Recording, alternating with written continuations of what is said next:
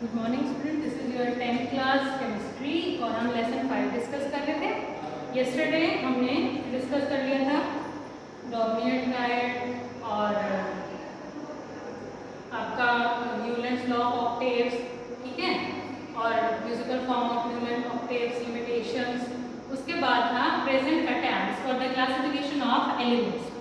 Elements की present attempt मतलब presently जो हम यूज कर रहे हैं, आपके प्रेजेंटली जो हम यूज कर रहे हैं आपके पीरियोडिक क्लासिफिकेशन के लिए, जो वो है मेंडलीव पीरियोडिक टेबल और मॉडर्न पीरियोडिक टेबल। ये हमने कल डिस्कस किया था। इसमें मेंडलीव पीरियोडिक लॉ हमने डिस्कस किया था, पीरियोडिसिटी ऑफ प्रॉपर्टी डिस्कस की थी। आज हम देखेंगे कि मेंडलीव ने जो पीरियोडिक टेबल दिया उसमें था क्या।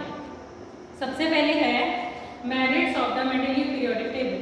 मेरिट्स क्या है मेंडलीव पीरियोडिक टेबल की, ठीक है। मेरिट्स क्या होती है कि उसकी क्या क्या अच्छाइयाँ थी। सबसे पहले है आपका Mendeleev left the vacant space in his table which provided an idea for the discovery of new elements, example एका बोरोन, एल्यूमिनियम एंड एका सिलिकॉन। मेंडलीव ने क्या कहा, अपने टेबल में कुछ जगह वेकेंट छोड़ दी, ठीक है, और उसके बाद कुछ स्पेसेस जो हैं छोड़ दिए, जिससे हमारे जो फ्यूचर में है जो भी एलिमेंट वहां आने थे उसने ये बता दिया कि उस पर्टिकुलर स्पेस पर ये एलिमेंट आएगा और इसकी प्रॉपर्टी क्या होगी, तो जिससे कि आने वाले साइंटिस्ट के लिए इजी हो गया।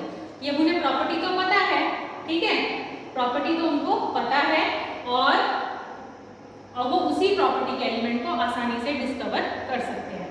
तो सबसे पहली ये मेरिट्स थी कि उसने वेकेंट स्पेस छोड़ा, जगह खाली छोड़ दी एलिमेंट्स के लिए कि यहाँ एक एलिमेंट आना है जिसकी ये प्रॉपर्टी होनी चाहिए। उसके बाद नेक्स्ट है Mendeleev's periodic table was predicted property of the several undiscovered elements on the basis of their position in the Mendeleev periodic table. Mendeleev periodic table जो कुछ अनडिस्कवर्ड एलिमेंट मतलब उसने स्पेस छोड़ा, तो उसके लिए क्या है, ये अनडिस्कवर्ड जो उस टाइम तक डिस्कवर नहीं हुए थे उनको ही उसने हेल्प कर दिया कि हाँ ये डिस्कवर होने हैं और ये फर्दर आने वाले साइंटिस्ट इसको डिस्कवर इजीली कर सकते हैं based on the basis of their position के बेस पे, ठीक है। अगर आपको पता है कि एक स्टूडेंट है, आप मान लो क्लास में टीचर ने डिवाइड कर दिया है, एक लाइन में आपके स्टूडेंट बैठे हैं जो इंटेलिजेंट हैं, एक लाइन में स्टूडेंट बैठे हैं जो नालायक हैं, तो अगर एक इंटेलिजेंट बच्चा भी जाकर आपका उस लाइन में बैठ जाता है जिसमें नालायक बच्चे बैठे हैं, तो उसको कंसीडर कर लेते हैं कि वो नालायक ही होगा, लेकिन ऐसा करना नहीं चाहिए, इट्स अ रॉन्ग मेथड, ठीक है। मैं बस एक एग्जांपल दे रही हूँ, तो उसको कंसीडर कर लिया जाएगा। तो आपको जब पता है कि वो एलिमेंट की पोजीशन कहाँ है और उस पोजीशन वाले एलिमेंट की क्या क्या प्रॉपर्टीज हैं, तो हम उस एलिमेंट को बता सकते हैं ना कि वो एलिमेंट क्या होगा, कहाँ पाया जाना चाहिए, किस तरह का होना चाहिए, तो उसकी डिस्कवरी में बहुत ईजी रह जाता है। उसके बाद it is useful in correcting the doubtful atomic mass of the some element. Useful है correcting the doubtful atomic mass, मतलब जिन एलिमेंट को मान लो साइंटिस्ट ने डिस्कवर कर दिया और उनके एटॉमिक मास नहीं पता है, उनके क्या है एटॉमिक मास उनको नहीं पता है, तो हम क्या करेंगे with the help of this periodic.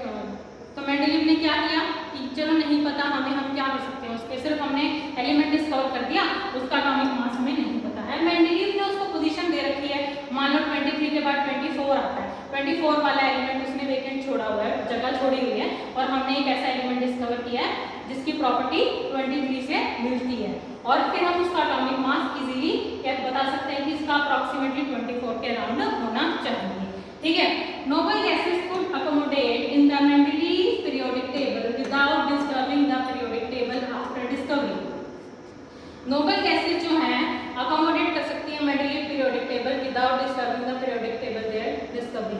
मतलब नोबल गैसेस, उनको नोबल गैसेस क्यों कहा जाता है आगे हम डिस्कस करेंगे, क्यों, क्योंकि वो रिएक्ट नहीं करती, गैसेस हैं जो रिएक्ट नहीं करती उनको हम नोबल गैसेस बोलते हैं, ठीक है।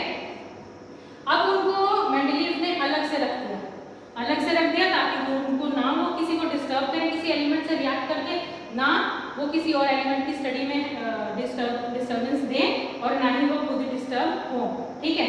तो एलिमेंट्स को साइड में रख दिया ताकि उनकी जो स्टडी करने वाले साइंटिस्ट हैं उनके लिए इजी हो जाए, और एलिमेंट के साथ वो मिक्स ना हो।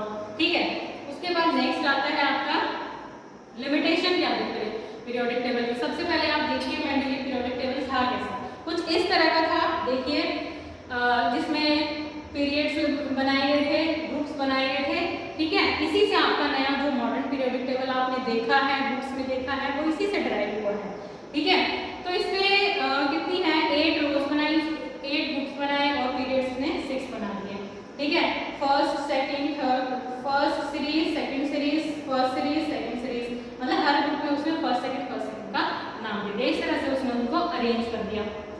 ठीक है, और ये ट्रांजिशन सीरीज हुआ भी, मतलब ट्रांजिशन एलिमेंट आ गए। ट्रांजिशन एलिमेंट क्या होते हैं आगे हम जाके स्टडी कर सकते हैं।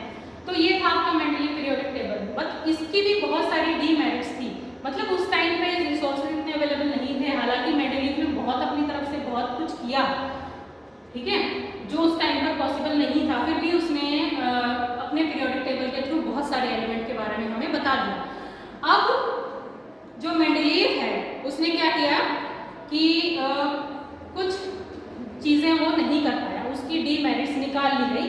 साइंटिस्ट जो आगे डिस्कवरी करते रहते हैं, पहले जो डिस्कवर कर चुके हैं साइंटिस्ट उनकी गलतियां निकालते हैं, तभी न्यू डिस्कवरीज होती हैं। ठीक है, उसके बाद नेक्स्ट जो है आपकी ये लिमिटेशन क्या थी हमारे मेंडलीव पीरियोडिक टेबल की।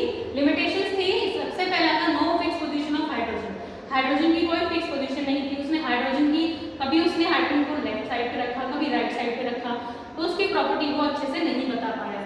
ठीक है, example position of hydrogen with alkali metals and halogen 17 group. उसने कभी उसको 17 के साथ रख दिया, 17 ग्रुप यानी हैलोजन के साथ रख दिया, कभी उसने उसको एल्कली मेटल के साथ रख दिया, मतलब कुछ ऐसी एलिमेंट के साथ रख दिया जिससे उसकी प्रॉपर्टी मैच नहीं करती थी, जिससे उसकी प्रॉपर्टी मैच नहीं करती थी। No place for the isotope. Isotope क्या होते हैं? आइसोटोप होते हैं जिनके क्या है एटॉमिक नंबर सेम होता है, एटॉमिक मास अलग होता है। जैसे क्लोरीन है, क्लोरीन का नंबर सेम है 17 17, दोनों का मास अलग है 35 37। अब इन दोनों का मास अलग है, हमारे मेंडलीव ने एटॉमिक मास के अकॉर्डिंग ही अरेंज किया है, तो हाउ कैन ही 35 और 37 को एक जगह पे रख सकता है? नहीं रख सकता ना, उसने रख दिया, तो ये एक्सेप्टेबल नहीं था। उसके बाद नेक्स्ट था no regular trend in the atomic mass. Atomic mass में कोई रेगुलर ट्रेंड नहीं था, प्रॉपर्टी के बेस पे उसने उनको रख दिया, एटॉमिक मास में रेगुलर ट्रेंड नहीं था। तो ये सब उसकी लिमिट, जैसे कि उसने निकल को रख दिया कॉपर से पहले, जिसका निकल का मास 58.7 था, इसका 58.9 था, उसने फिर भी इसको इससे पहले रख दिया। ठीक है, तो अब ये है आपका, ये सब लिमिटेशंस थी आपके मेंडलीव की, जिसकी वजह से हमारा जो मॉडर्न पीरियोडिक टेबल है जिसको हम आगे स्टडी करेंगे वो डिस्कवर हुआ। तो इस तरह से आपके मेंडलीव ने बहुत कोशिश की, फिर भी कुछ गलतियां रह गई जिनको आगे मॉडर्न पीरियोडिक टेबल ने रेक्टिफाई कर दिया। तो यहाँ तक हम करेंगे आज डिस्कस।